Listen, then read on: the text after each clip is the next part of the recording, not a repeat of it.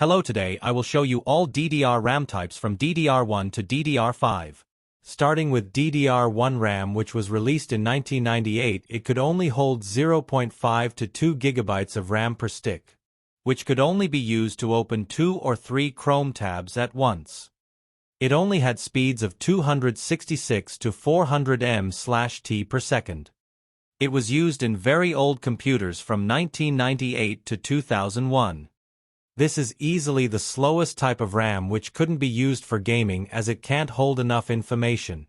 So it would run out, making the game lag or even crash the whole computer, which is not ideal for gaming or anything, so do not use it at all, as DDR2 is cheap and much faster. DDR2 was a huge jump from DDR1 when it released in 2003, as it could hold triple the amount of RAM at 0.5 to 8 GB. It had a speed of 400 to 1066 ms/s. This meant that it can play simple 2D games at 720p with low settings, but will struggle with medium or high settings as it isn't fast enough. It also doesn't hold much data compared to modern RAM, but is good enough for very light titles such as Cookie Clicker and similar 2D games. It may struggle with 3D games with detailed textures.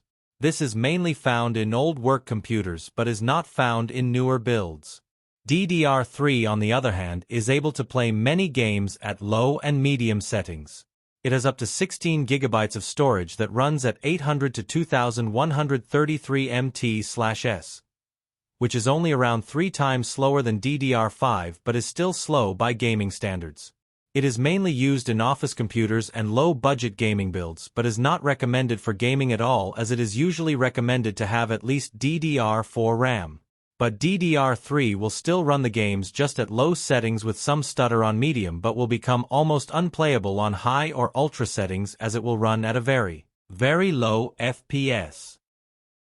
DDR4 RAM is still very popular, with it having up to 64 GB, which is enough to run almost any modern game while multitasking, which involves a huge jump from the maximum of 16 GB that DDR3 had.